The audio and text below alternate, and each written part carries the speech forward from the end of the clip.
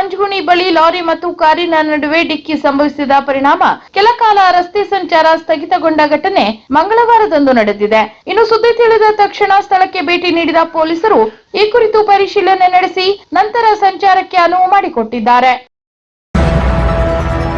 ಉತ್ಪಾದನೆಯಿಂದ ಬಳಕೆಯವರೆಗೆ ಗುಣಮಟ್ಟದ ಅಡಿಕೆ ಕಾರ್ಯಾಗಾರವನ್ನು ನಗರದ ಕಡವೆ ಶ್ರೀಪಾದ ಹೆಗಡೆ ಕಲ್ಯಾಣ ಮಂಟಪದಲ್ಲಿ ನವೆಂಬರ್ 23ರಿಂದ ಬೆಳಗ್ಗೆ 10 ಗಂಟೆಯಿಂದ ಆಯೋಜಿಸಲಾಗಿದೆ ಎಂದು ಉತ್ತರ ಕನ್ನಡ ಜಿಲ್ಲಾ ಅಡಿಕೆ ಮತ್ತು ಸಾಂಬಾರ ಬೆಳೆಗಾರರ ಸಂಘದ ಕಾರ್ಯದರ್ಶಿ ಗಣೇಶ್ ಭಟ್ ಉಪ್ಪೋಣಿ ತಿಳಿಸಿದರು. ಅವರು ಶಿರ್ಸಿ ನಗರದ ತಸ್ಮಿನ್ ಟವರ್ನಲ್ಲಿ ಕರೆದ ಮಾಧ್ಯಮಗೋಷ್ಠಿಯಲ್ಲಿ ಆಮಂತ್ರಣ ಪತ್ರಿಕೆ ಬಿಡುಗಡೆಗೊಳಿಸಿ ಮಾತನಾಡಿ, ಅಡಿಕೆ ತಿನ್ನುವುದರಿಂದ ಕ್ಯಾನ್ಸರ್ ಬರುತ್ತದೆ ಎನ್ನುವುದು ಒಂದು ವಾದವಾದರೆ ಅಡಿಕೆಯಿಂದ ಕ್ಯಾನ್ಸರ್ ಬರಲು ಸಾಧ್ಯವೇ ಇಲ್ಲ.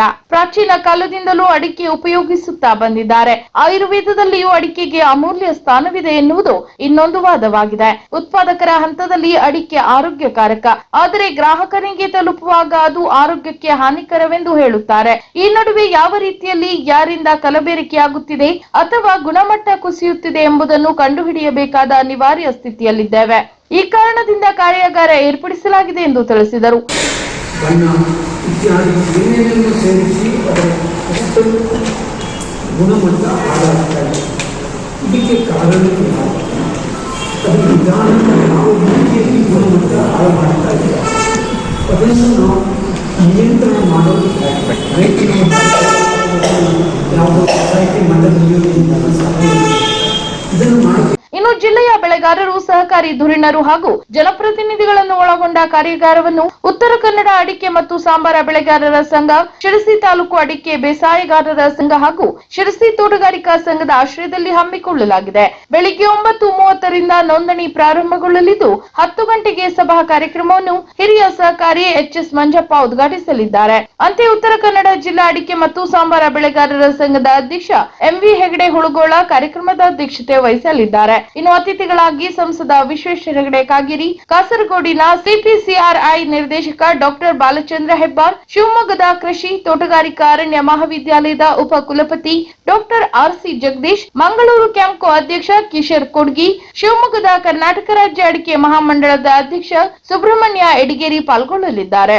ಅಂತೆಯೇ ಬೆಳಿಗ್ಗೆ 11:30ರಿಂದ ಬೆಳೆಗಾರರ ಹಂತದಲ್ಲಿ ಆರೋಗ್ಯಕರ ಅಡಿಕೆ ಸಂಸ್ಕರಣೆ ವಿಷಯದ ಕುರಿತು ಗೋಷ್ಠಿ ನಡೆಯಲಿದ್ದು ಉಪಕುಲಪತಿ ಡಾಕ್ಟರ್ ಆರ್.ಸಿ. ಜಗದೀಶ್ ಅಧ್ಯಕ್ಷತೆ ವಹಿಸಲಿದ್ದಾರೆ. ಪ್ರಗತಿಪರ ಕೃಷಿಕ ಭಾರ್ಗವ್ ಹೆಗಡೆ ಶ್ರೀಗೆಹಳ್ಳಿ ವಿಷಯ ಮಂಡನೆ ಮಾಡಲಿದ್ದಾರೆ. ಅಂತೆಯೇ ಮಧ್ಯಾಹ್ನ 12 ಗಂಟೆಯಿಂದ ನಡೆಯುವ ಮಾರುಕಟ್ಟೆ ಹಂತದಲ್ಲಿ ಅಡಿಕೆ ಗುಣಮಟ್ಟ ವಿಷಯದ ಗೋಷ್ಠಿಯಲ್ಲಿ ಬಾಗಲಕೋಟೆ ತೋಟಗಾರಿಕಾ ಮಹಾವಿದ್ಯಾಲಯದ ಡೀನ್ ಡಾಕ್ಟರ್ ಲಕ್ಷ್ಮೀನಾರಾಯಣ ಹೆಗಡೆ ಅಧ್ಯಕ್ಷತೆ ವಹಿಸಲಿದ್ದು, ಉತ್ತರ ಕನ್ನಡ ಜಿಲ್ಲಾ ಚೇಂಬರ್ ಆಫ್ ಕಾಮರ್ಸ್, ಇಂಡಸ್ಟ್ರಿ ಮತ್ತು ಅಗ್ರಿಕಲ್ಚರ್ ಅಧ್ಯಕ್ಷ ಕೆಬಿ ಲೋಕೇಶ್ ಹಾಗೂ ಶಿವಮೊಗ್ಗದ ಅಡಿಕೆ ವರ್ತಕರ ಸಂಘದ ನಿಕಟಪೂರ್ವ ಅಧ್ಯಕ್ಷ ಡಿಎಂ ಶಂಕರಪ್ಪ ವಿಷಯ ಮಂಡನೆ ಮಾಡಲಿದ್ದಾರೆ. ಇನ್ನು ಮಧ್ಯಾಹ್ನ 2:30ರಿಂದ ನಡೆಯುವ ಅಡಿಕೆ ಗುಣಮಟ್ಟ ಮತ್ತು ನಿಯಂತ್ರಣ ವಿಷಯದ ಗೋಷ್ಠಿಯಲ್ಲಿ ಜೀವ ವೈವಿಧ್ಯ ಮಂಡಳಿ ಮಾಜಿ ಅಧ್ಯಕ್ಷ ಆನಂದ್ ಹೆಗಡೆ ಆಶೀಸರ್ ಅಧ್ಯಕ್ಷತೆ ವಹಿಸಲಿದ್ದಾರೆ. ಪರಿಸರ ವಿಜ್ಞಾನಿ ಡಾಕ್ಟರ್ ಕೇಶವ್ ಕುರ್ಸೆ ವಿಷಯ ಮಂಡಿಸಲಿದ್ದಾರೆ ಎಂದು ಮಾಹಿತಿ ನೀಡಿದರು. ಸಮಸ್ಯೆಗಳು ಬೆಳೆಗಾರರಿಗೆ ಬಹಳ ಬರ್ತಾ ಇರ್ತವೆ. ಆ ಸಮಸ್ಯೆಗಳನ್ನು ಉತ್ಪಾದನೆಯಲ್ಲಿ ಹಲವಾರು ವಿಚಾರಗಳಲ್ಲಿ ಇವತ್ತು ಒಂದು ಬಹಳ ಮುನ್ನಡೆಗೆ ಬರ್ತಾ ಇರೋದು ಅಂತ ಹೇಳಿದ್ರು. ಗುಣಮಟ್ಟ ಈಗಾಗಲೇ ಸುಪ್ರೀಂ ಕೋರ್ಟ್ನಲ್ಲಿ ಕೇಸ್. ಇನ್ನು ಕಾರ್ಯಾಗಾರದ ನಂತರ ಸಮಾಲೋಚನೆ ನಡೆಯಲಿದ್ದು, ಇದರಲ್ಲಿ ಜಿಲ್ಲಾ ಸಹಕಾರಿ ಯೂನಿಯನ್ ಅಧ್ಯಕ್ಷ ವಿಎನ್ ಭಟ್ ಅಳ್ಳಂಕಿ, ಟಿಎಂಎಸ್ ಅಧ್ಯಕ್ಷ ಜಿಟಿ ಹೆಗಡೆ ತಟ್ಟಿಸರ, ಮ್ಯಾಮ್ಕೋಸ್ ಅಧ್ಯಕ್ಷ ಮಹೇಶ್ ಹುಲ್ಕುಳಿ, ಯಲ್ಲಾಪುರ ಟಿಎಂಎಸ್ ಅಧ್ಯಕ್ಷ ಎನ್.ಕೆ. ಭಟ್ ಅಗ್ಗಾಶಿ ಕುಮ್ರಿ, ಸಿದ್ದಾಪುರ ಟಿಎಂಎಸ್ ಅಧ್ಯಕ್ಷ ಆರ್.ಎಂ. ಹೆಗಡೆ ಬಾಳೆಸರ, ಕದಮ್ಮ ಮಾರ್ಕೆಟಿಂಗ್ ಸೌಹಾರ್ದ ಸಹಕಾರಿ ಅಧ್ಯಕ್ಷ ಶಂಭುಲಿಂಗ್ ಹೆಗಡೆ ನಡಗೋಡ, ಹೊನ್ನಾವರ ಟಿಎಂಎಸ್ ಅಧ್ಯಕ್ಷ ಶಂಭು ಬೈಲಾ, ಸಾಗರ ಆಫ್ಸ್ಕೋಸ್ ನಿರ್ದೇಶಕ ಸೂರ್ಯನಾರಾಯಣ್ ಖಂಡಿಕ ಪಾಲ್ಗೊಳ್ಳಲಿದ್ದಾರೆ. ಇನ್ನು ಸಂಜೆ 4:30ರಿಂದ ನಡೆಯುವ ಸಮಾರೋಪ ಸಮಾರಂಭದಲ್ಲಿ ಟಿಎಸ್ಎಸ್ ಅಧ್ಯಕ್ಷ ಗೋಪಾಲಕೃಷ್ಣ ವೈದ್ಯ ಅಧ್ಯಕ್ಷತೆ ವಹಿಸಲಿದ್ದಾರೆ. ಶಾಸಕರಾದ ಶಿವರಾಮ್ ಹೆಬ್ಬಾರ್, ಭೀಮಣ್ಣ ನಾಯ್ಕ್ ಉಪಸ್ಥಿತರಿರಲಿದ್ದಾರೆ. ಉತ್ತರ ಕನ್ನಡ ಜಿಲ್ಲಾ ಸಾವಯವ ಕೃಷಿಕರ ಒಕ್ಕೂಟದ ಅಧ್ಯಕ್ಷ ವಿಶ್ವೇಶ್ವರ ಭಟ್ ಕೋಟೆಮನಿ ನಿರ್ಣಯಗಳನ್ನು ಮಂಡಿಸಲಿದ್ದಾರೆ ಎಂದು ತಿಳಿಸಿದರು.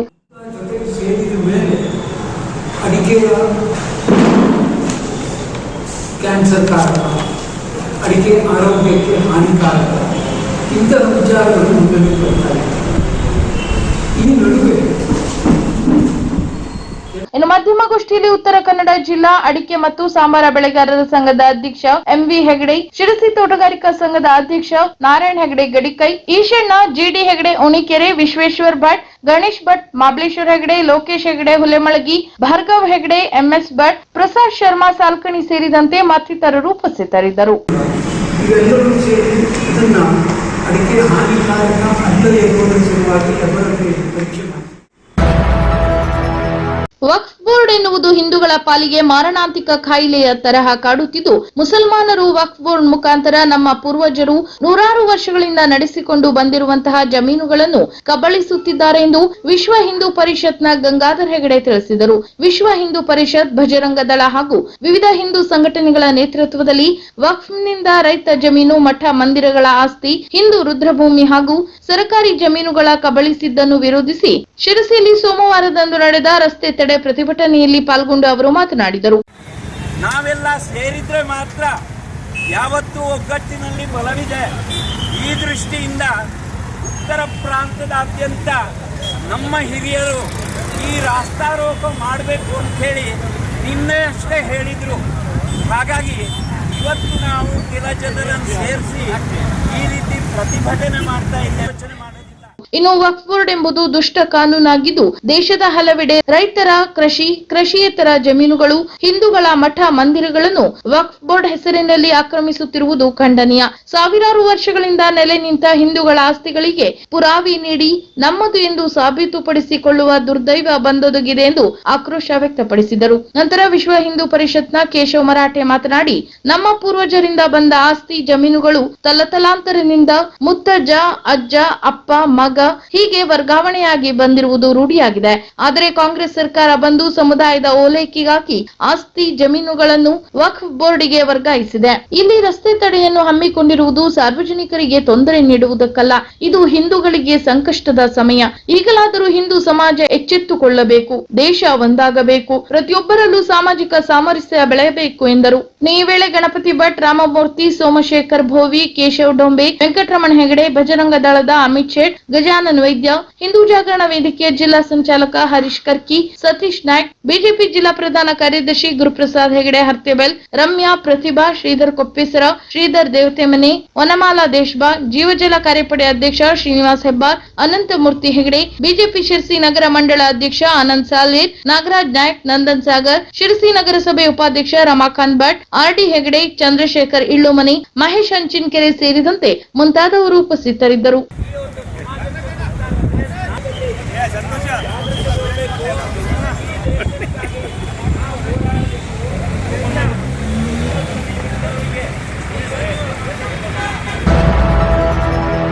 ಶಿರಸಿಯ ರೋಟರಿ ಕ್ಲಬ್ ಆಶ್ರಯದಲ್ಲಿ ಇದೇ ಪ್ರಪ್ರಥಮ ಬಾರಿಗೆ ಏರ್ಪಡಿಸಲಾಗಿದ್ದ ಬ್ಯಾಡ್ಮಿಂಟನ್ ಮತ್ತು ಚೆಸ್ ವಿಭಾಗದ 2 ದಿನಗಳ ದಕ್ಷಿಣ ಮಹಾರಾಷ್ಟ್ರದ 4 ಕಂದಾಯ ಜಿಲ್ಲೆಗಳು, ಉತ್ತರ ಕರ್ನಾಟಕದ 7 ಕಂದಾಯ ಜಿಲ್ಲೆಗಳು ಮತ್ತು ಇಡೀ ಗೋವಾ ರಾಜ್ಯವನ್ನೊಳಗೊಂಡ ರೋಟರಿ ಅಂತಾರಾಜ್ಯ ಜಿಲ್ಲೆ 3170 ವ್ಯಾಪ್ತಿಯ 14 ರಿಂದ 18 ವರ್ಷ ವಯೋಮಿತಿಯ ರೋಟರಿ ಪ್ರಣೀತ್ ಇಂಟರಾಕ್ಟ್ ಸದಸ್ಯರುಗಳಿಗಾಗಿನ ಅಂತಾರಾಜ್ಯ ಯುವ ಕ್ರೀಡಾ ಮಹೋತ್ಸವ 2024ರಲ್ಲಿ ರೋಟರಿ ಅಂತಾರಾಜ್ಯ ಜಿಲ್ಲೆ 3170 145 ರೋಟರಿ ಕ್ಲಬ್ಗಳ ವ್ಯಾಪ್ತಿಯ ಸುಮಾರು 25 ಇಂಟರಾಕ್ಟ್ ಕ್ಲಬ್ಗಳಿಂದ 300ರಷ್ಟು ಅಭ್ಯರ್ಥಿಗಳು ಪಾಲ್ಗೊಂಡಿದ್ದರು. ಇನ್ನು ನವೆಂಬರ್ 9ರಂದು ಬೆಳಿಗ್ಗೆ ಕ್ರೀಡಾ ಮಹೋತ್ಸವವನ್ನು ರೋಟರಿ ಕ್ರೀಡಾ ವಿಭಾಗದ ಜಿಲ್ಲಾ ಕಾರ್ಯದರ್ಶಿ ನಾಗರಾಜ್ ಶೆಟ್ಟಿ ಅವರು ಜ್ಯೋತಿ ಬೆಳಗಿ ಉದ್ಘಾಟಿಸಿದರು. ಸದಸ್ಯತ್ವ ವಿಭಾಗದ ಜಿಲ್ಲಾ ಕಾರ್ಯದರ್ಶಿ ವಾಸುಕಿ ಸಾಂಜಿ ಹಾಗೂ ಸಹಾಯಕ ಜಿಲ್ಲಾ ಪ್ರಾಂತಪಾಲರುಗಳಾದ ರಾಘವೇಂದ್ರ ಪ್ರಭು ಮತ್ತು ರಾಜು ದೊಡ್ಮನಿ ಅತಿಥಿಗಳಾಗಿ ಪಾಲ್ಗೊಂಡಿದ್ದರು. ಮರುದಿನ ನವೆಂಬರ್ 10ರ ಸಂಜೆ ನಡೆದ ಮುಕ್ತಾಯ ಸಮಾರಂಭದಲ್ಲಿ ರೋಟರಿ ಜಿಲ್ಲೆ 3170 ಪ್ರಾಂತಪಾಲ ಶರತ್ ಪೈ ಮುಖ್ಯ ಅತಿಥಿಯಾಗಿ ಪಾಲ್ಗೊಂಡು ಬಹುಮಾನ ವಿತರಿಸಿದರು. ರೋಟರಿ ಕಾರ್ಯಕ್ರಮ ವಿಭಾಗದ ಜಿಲ್ಲಾ ಕಾರ್ಯದರ್ಶಿ ಅಶೋಕ್ ನಾಯ್ಕ್, ರೋಟರಿ ಇಂಟರಾಕ್ಟ್ ಕ್ರೀಡಾ ವಿಭಾಗದ ಜಿಲ್ಲಾ ಸಮಿತಿ ಸಂಚಾಲಕ ವೈಪಿ ಕಲ್ಲನ್ಗೌಡರ್, ಸಹಾಯಕ ಪ್ರಾಂತಪಾಲರುಗಳಾದ ಡಾಕ್ಟರ್ ಸತೀಶ್ ಇರ್ಕಲ್ ಧಾರವಾಡ, ಮ್ಯಾನ್ವಲ್ ರಾಡ್ರಿಗೇಸ್ ಮತ್ತು ರಾಘವೇಂದ್ರ ಪ್ರಭು ಹಾಗೂ ಪ್ರಕಾಶ್ ಚಂದ್ರ ಧಾರವಾಡ ಅತಿಥಿಯಾಗಿ ಪಾಲ್ಗೊಂಡಿದ್ದರು. ಇನ್ನು ರೋಟರಿ ಅಧ್ಯಕ್ಷೆ ಡಾಕ್ಟರ್ ಸುಮನ್ ದಿನೇಶ್ ಸ್ವಾಗತಿಸಿದರೆ, ಕ್ರೀಡಾ ಮಹೋತ್ಸವದ ಸಂಚಾಲಕ ಡಾಕ್ಟರ್ ರಮೇಶ್ ಹೆಗಡೆ ವಂದಿಸಿದರು. ಅಂತೆಯೇ ಅನಂತ ಪದ್ಮನಾಭ್ ನಿರ್ವಹಿಸಿದರು. ಇನ್ನು ಶಿರಸಿ ರೋಟರಿ ಯುವಜನಾಂಗ ನಿರ್ದೇಶಕ ಹರೀಶ್ ಹೆಗಡೆ, ವಿನಾಯಕ್ ಜೋಶಿ, ವಿನಯ್ ಕುಮಾರ್ ಹಿರೇಮಠ್, ಡಾಕ್ಟರ್ ಕೈಲಾಶ್ ಪೈ ಸೇರಿದಂತೆ ಮತ್ತಿತರರು ವೇದಿಕೆಯಲ್ಲಿ ಉಪಸ್ಥಿತರಿದ್ದರು.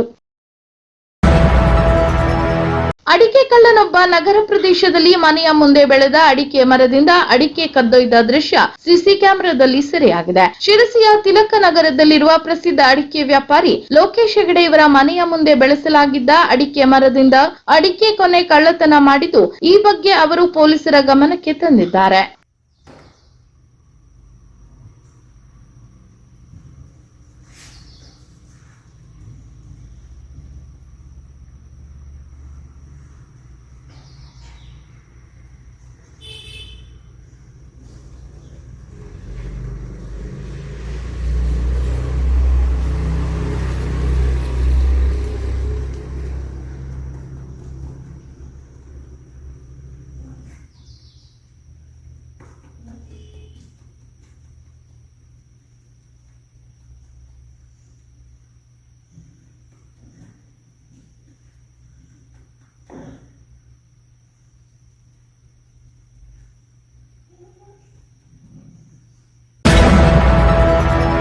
ಕಾರವಾರದ ಜಿಲ್ಲಾ ಕಾರಾಗೃಹದ ನಿವಾಸಿಗಳಿಗೆ ಸೊಳ್ಳೆ ಕಡಿತವಾಗದಂತೆ ತಡೆಯಲು ಜೈಲಿನ ಕಿಟಕಿಗಳಿಗೆ ಸೊಳ್ಳೆಗಳು ಬಾರದಂತೆ ಮೆಶ್ ಹಾಕಿಸಿ ಹಾಗೂ ಗೋಡೆಗಳಿಗೆ ಹೊಸದಾಗಿ ಪೇಂಟ್ ಮಾಡಿಸುವಂತೆ ಕಾರಾಗೃಹ ಇಲಾಖೆ ಅಧಿಕಾರಿಗಳಿಗೆ ರಾಜ್ಯ ಮಾನವ ಹಕ್ಕು ಆಯೋಗದ ನ್ಯಾಯಾಂಗ ಸದಸ್ಯರಾದ ಎಸ್.ಕೆ. ವಂತಿಕೋಡಿ ಸೂಚನೆ ನೀಡಿದರು. ಅವರು ಸೋಮವಾರ ಕಾರವಾರದ ಜಿಲ್ಲಾ ಕಾರಾಗೃಹಕ್ಕೆ ಭೇಟಿ ನೀಡಿ ಪರಿಶೀಲನೆ ನಡೆಸಿದರು. ಕಾರಾಗೃಹವಾಸಿಗಳು ಜೈಲಿನಲ್ಲಿ ಸೊಳ್ಳೆಯ ಸಮಸ್ಯೆ ಬಗ್ಗೆ ತಿಳಿಸಿದರು. ಈ ಕುರಿತಂತೆ ಜೈಲು ಕೊಠಡಿಯ ಕಿಟಕಿಗಳಿಗೆ ಸೊಳ್ಳೆಗಳು ಬಾರದಂತೆ ಮೆಸ್ ಅಳವಡಿಸುವಂತೆ ಸೂಚಿಸಿದ ಅವರು ಜೈಲಿನ ಗೋಡೆಗಳಿಗೆ ಪೇಂಟ್ ಮಾಡಿ ಹಲವು ವರ್ಷಗಳು ಕಳೆದಿರುವುದನ್ನು ಕಂಡು ಉತ್ತಮ ಗುಣಮಟ್ಟದ ಪೇಂಟ್ ಮಾಡಿಸುವಂತೆ ಹಾಗೂ ಕಾರಾಗೃಹದ ಸುತ್ತಮುತ್ತ ಸ್ವಚ್ಛತೆಗೆ ಆದ್ಯತೆ ನೀಡುವಂತೆ ಹಾಗೂ ವೈದ್ಯರಿಂದ ನಿಯಮಿತವಾಗಿ ಆರೋಗ್ಯ ತಪಾಸಣೆ ನಡೆಸುವಂತೆ ಸೂಚಿಸಿದರು. ಇನ್ನು ಕಾರಾಗೃಹದ ಅಡುಗೆ ಮನೆಗೆ ಭೇಟಿ ನೀಡಿ ಸ್ವತಃ ಆಹಾರ ಸೇವಿಸಿ ಯಾವುದೇ ಕಾರಣಕ್ಕೂ ಆಹಾರದ ಗುಣಮಟ್ಟದಲ್ಲಿ ಕೊರತೆ ಕಂಡು ಬಾರದಂತೆ ಎಚ್ಚರಿಕೆ ವಹಿಸುವಂತೆ ಹಾಗೂ ತಾಜಾ ಮತ್ತು ಗುಣಮಟ್ಟದ ಕಾಳುಗಳು ಮತ್ತು ತರಕಾರಿಗಳನ್ನು ಬಳಕೆ ಮಾಡುವಂತೆ ಅಲ್ಲದೆ ಕೊಠಡಿಗಳು ಹಾಗೂ ಶೌಚಾಲಯಗಳಲ್ಲಿ ಪ್ರತಿನಿತ್ಯ ಸ್ವಚ್ಛತೆ ಕಾಪಾಡುವಂತೆ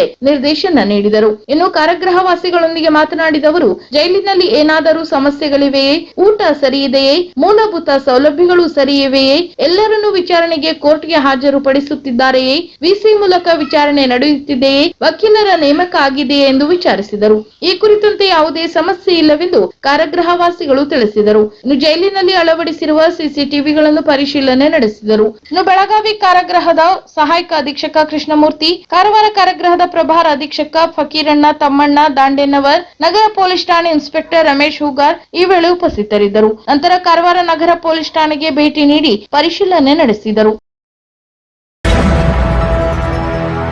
ಬಸ್ ಡಿಪೋ ಉದ್ಘಾಟನೆಯಾಗಿ 9 ತಿಂಗಳು ಕಳೆದರೂ ಡಿಪೋದಲ್ಲಿ ಒಂದೇ ಒಂದು ಬಸ್ ನಿಲ್ಲುವುದು ಕೂಡ ಕಂಡು ಬಂದಿಲ್ಲ. ಈ ಬಸ್ ಡಿಪೋ ಹೆಸರಿಗೆ ಮಾತ್ರ ಉದ್ಘಾಟನೆ ಎನ್ನುವಂತಾಗಿದೆ. ಹೌದು, ಮುನಗೋಡ ತಾಲೂಕಿನ ಬಸ್ ಡಿಪೋ ಉದ್ಘಾಟನೆಯಾಗಿ 9 ತಿಂಗಳು ಕಳೆದರೂ ಇನ್ನೂ ಬಸ್ ಡಿಪೋ ಒಳಗಿನ ಕೆಲಸ ಕಾರ್ಯಗಳು ಸಂಪೂರ್ಣ ಮುಗಿದಿಲ್ಲ. ಹಾಗಾದರೆ 9 ತಿಂಗಳ ಹಿಂದೆ ಯಾಕೆ ಉದ್ಘಾಟನೆ ಮಾಡಿದ್ದರು ಎನ್ನುವ ಪ್ರಶ್ನೆ ಇಲ್ಲಿನ ಜನರಲ್ಲಿ ಕಾಡುತ್ತಿದೆ. ಕಾಂಗ್ರೆಸ್ ಪಕ್ಷ ಲೋಕಸಭಾ ಚುನಾವಣೆ ಪೂರ್ವದಲ್ಲಿಯೇ ಬಸ್ ನಿಲ್ದಾಣ ಉದ್ಘಾಟನೆ ಮಾಡಿ ಮತ ಸೆಳೆಯಲು ಇಂತಹ ಕೃತ್ಯ ನಡೆಸಿದ್ದಾರೆ ಹೊರತು ಜನಪರ ಕಾಳಜಿಗೆ ಚುನಾಯಿತ ಜನಪ್ರತಿನಿಧಿಗಳು ಮಾಡಿಲ್ಲ ಎಂದು ಜನರ ಮಾತಾಗಿದೆ. ಇನ್ನು ಬಸ್ ಡಿಪೋದಲ್ಲಿ diesel tank, bus wash machine ಹಾಗೂ ಹಾಳಾಗಿದ್ದ ಬಸ್ಗಳನ್ನು ಸರಿಪಡಿಸಲು ಕೆಲ ಮಷಿನ್ಗಳು ಇಲ್ಲದೆ ಬಸ್ ಡಿಪೋ ಉದ್ಘಾಟನೆ ಮಾಡಲಾಗಿದೆ. ಬಸ್ ಡಿಪೋದಲ್ಲಿ ಮುಖ್ಯವಾಗಿ ಡೀಸೆಲ್ ಟ್ಯಾಂಕ್ ಇರಬೇಕು. ಡೀಸೆಲ್ ಟ್ಯಾಂಕ್ ಇಲ್ಲದೆ ಡಿಪೋದಲ್ಲಿ ಬರುವ ಬಸ್ಗಳಿಗೆ ಯಾವುದೇ ಸೌಕರ್ಯ ಇಲ್ಲದೆ ಬಸ್ ಡಿಪೋ ಹೇಗೆ ಉದ್ಘಾಟನೆ ಮಾಡಲಾಯಿತು ಎನ್ನುವ ಪ್ರಶ್ನೆ ಕಾಡುತ್ತಿದೆ.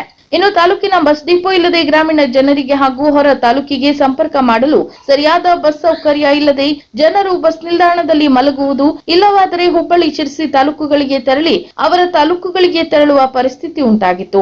ಪಟ್ಟಣದಲ್ಲಿ ಬಸ್ ಡಿಪೋ ಉದ್ಘಾಟನೆಯಾದ ಬಳಿಕ ಗ್ರಾಮೀಣ ಭಾಗಕ್ಕೆ ಹಾಗೂ ಇನ್ನು ಬೇರೆ ತಾಲೂಕುಗಳಿಗೆ ಬೇಕಾಗುವ ಸಮಯಕ್ಕೆ ಬಸ್ಗಳು ಸಂಪರ್ಕ ಮಾಡಲು ಡಿಪೋದಲ್ಲಿರುವ ಬಸ್ಗಳು ಪ್ರಯಾಣಕ್ಕೆ ಅವಕಾಶ ಮಾಡಿಕೊಳ್ಳಬಹುದು ಎನ್ನುವ ಗ್ರಾಮೀಣ ಭಾಗದ ಜನರಿಗೆ ಅನುಕೂಲವಾಗುತ್ತಿತ್ತು.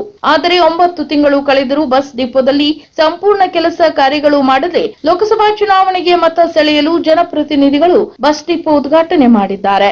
ಇನ್ನು ಬಸ್ ಡಿಪೋ ಕಾರ್ಯರೂಪಕ್ಕೆ ತರಲು ಬಸ್ ಡಿಪೋ ಹೆಸರಿನಲ್ಲಿ ಜನಪ್ರತಿನಿಧಿಗಳು ಹಾಗೂ ಮೇಲ್ಮಟ್ಟದ ಅಧಿಕಾರಿಗಳು ಅನುದಾನ ನುಂಗಲು ತಡ ಮಾಡಿದ್ದಾರೆಯೇ ಎನ್ನುವ ಸಂಶಯ ಸಾರ್ವಜನಿಕರಲ್ಲಿ ಹುಟ್ಟು ಹಾಕುತ್ತಿದೆ ಎಂದು ಜನರ ಮಾತು ಕೇಳಿ ಬರುತ್ತಿದೆ.